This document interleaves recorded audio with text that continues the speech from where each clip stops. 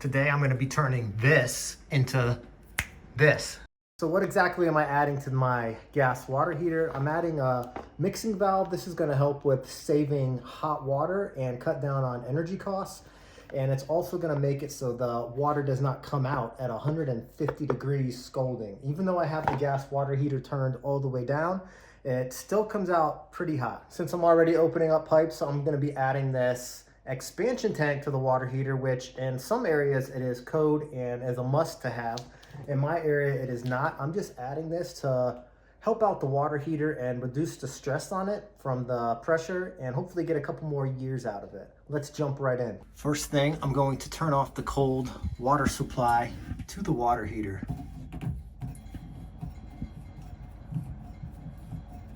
Next, I'm going to put my water heater into VAC. This way I don't have to relight the pilot and I don't have to worry about it coming on while I'm working on it. Then I'm going to drain the pressure and the water out of the lines.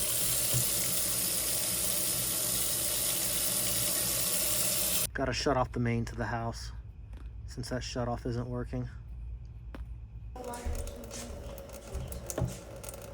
With the water drained down, I can remove both of these supply hoses.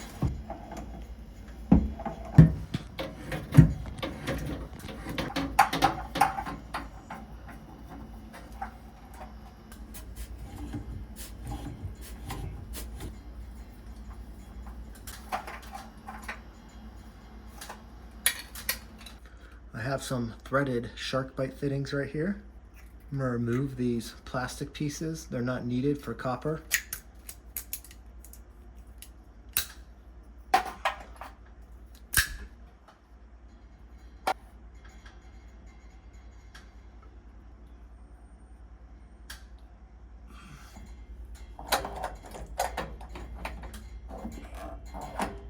Need a couple pieces of copper pipe. I'm just going to do a eyeball test on what I'm going to do here. I'm not really sure yet.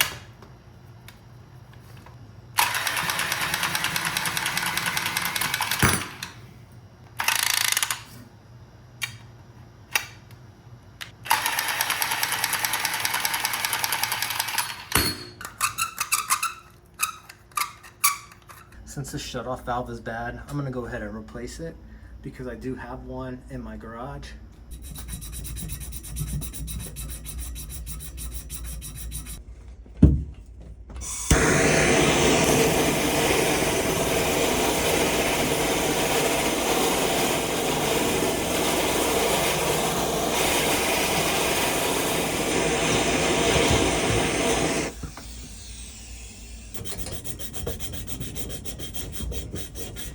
There are some pretty heavy burrs on this.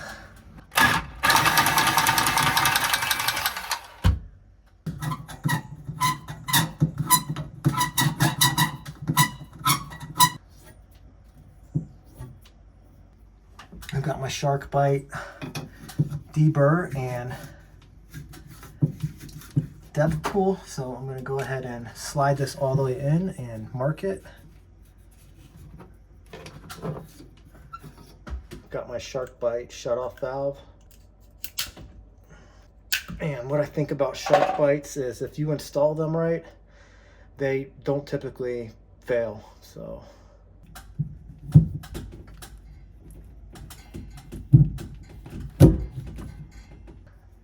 got that pushed all the way to the depth line. Now we have a shut-off, a functioning shut-off.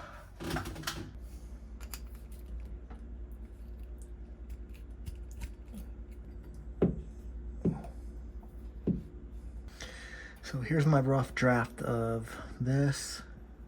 And then for my hot water supply, I've got a threaded female that should thread right onto here. And then my valve, my mixing valve, the outgoing right there, I can shark bite, and then I'll shark bite this 90. Which will come over to this 90. Got this side how I want it for the expansion tank, and then I'm gonna come over here. Looks like we need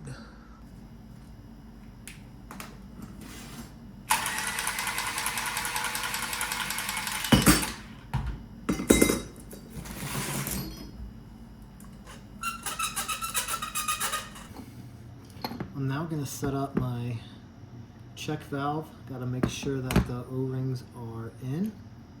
I'm not going to hook up the cold side just yet because I'm going to have to do some soldering. I'm going to have to 90 off of that. So I don't want to solder that with these O-rings in there.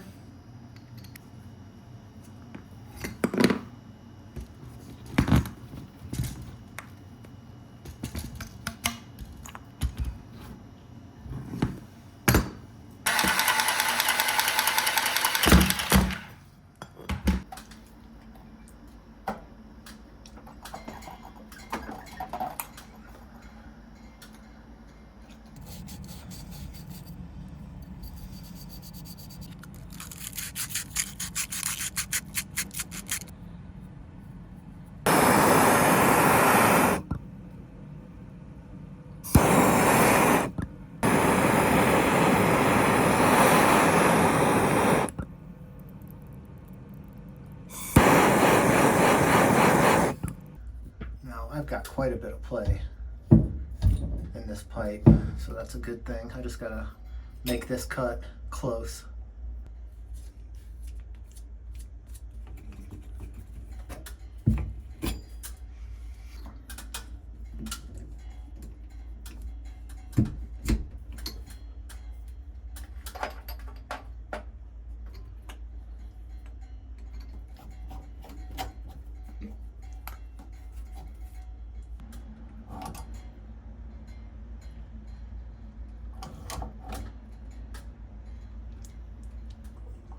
And I think this is the configuration I want to go with. I'm just gonna push this in. I'm gonna solder all this together first and then just push these in. And then I'll have to make a connection from the cold water to the thermostatic mixing valve.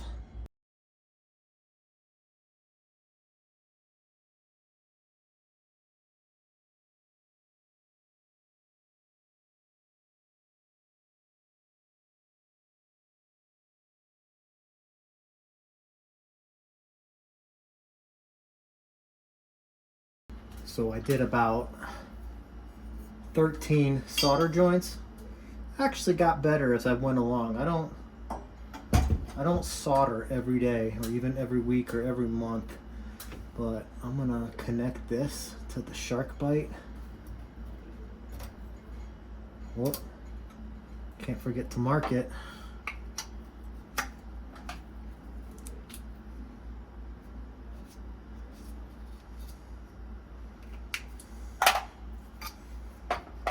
Hopefully I measured everything right.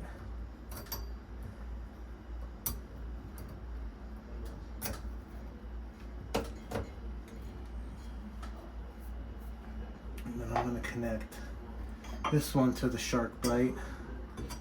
I think I got to cut this down a little bit. So my dry fit looks good.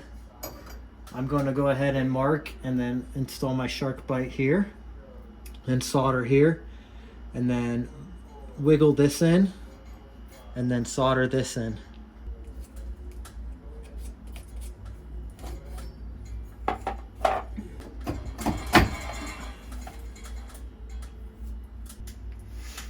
I've already sanded the crap out of this, and what I've noticed from the last 12, 13 solder joints I did, if you get lots of flux or plenty of adequate flux on a clean surface, the soldering usually goes pretty smooth. If you don't, it gets all jacked up. It doesn't go around easily. I'm not a plumber, and I don't do this often, so I'm just learning as I go. I do know that these SharkBites have those seals in them, so I do not want this getting hot. So I'm wrapping this up real good. I might even wrap up this bottom one.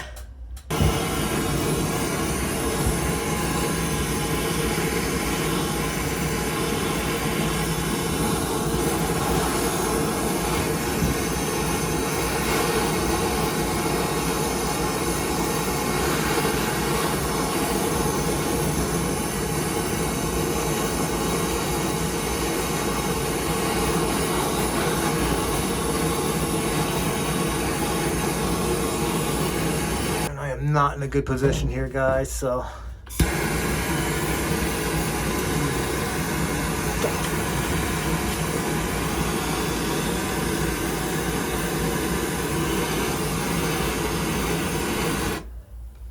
Looks like it wrapped around. Grab my wet rag. I'm gonna wrap the crap out of this. Shark bite. I might double up on this one. Doubled up on wet rags. I'm gonna add a generous amount of flux for hopefully my last solder joint of the day and probably the year. I don't think I'm gonna be doing any more plumbing like this anytime soon, unless someone wants to donate a ProPress kit to me.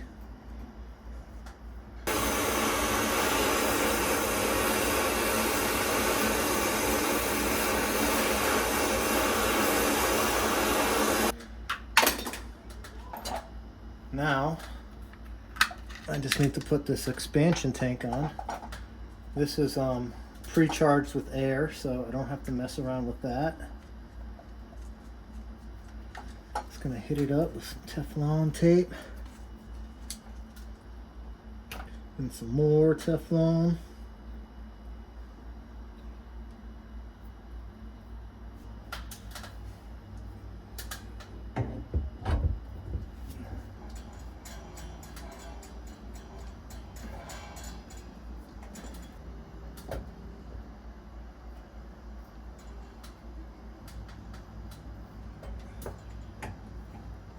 Now to turn the main water on back to the house and test all of these repairs.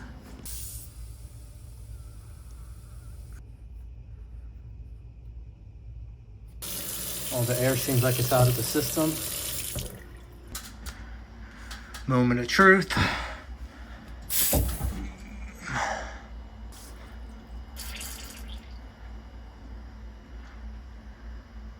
Got a leak right there.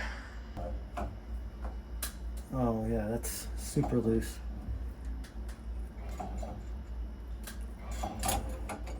Maybe I just forgot to tighten it.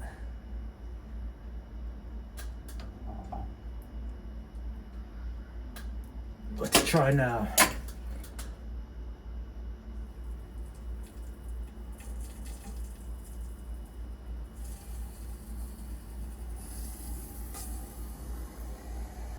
Water shutoff is fully open.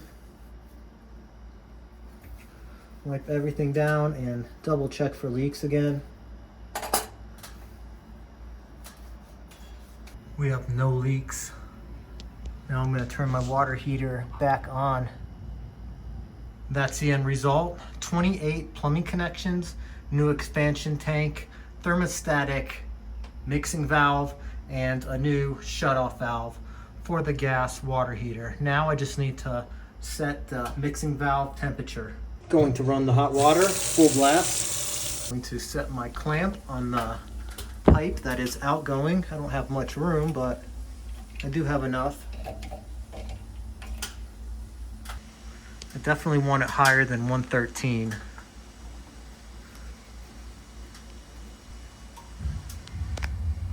I want this at least 120 degrees because that's what's required for the dishwasher to properly sanitize dishes.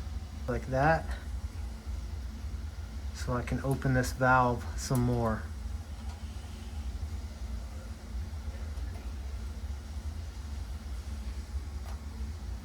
Now I can turn this valve to the left.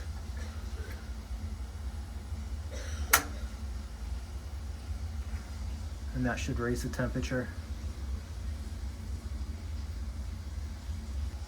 Remove the stopper.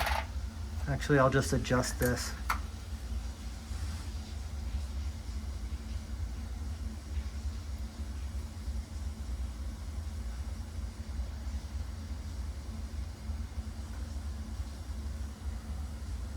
All right, 123 should be good for the dishwasher.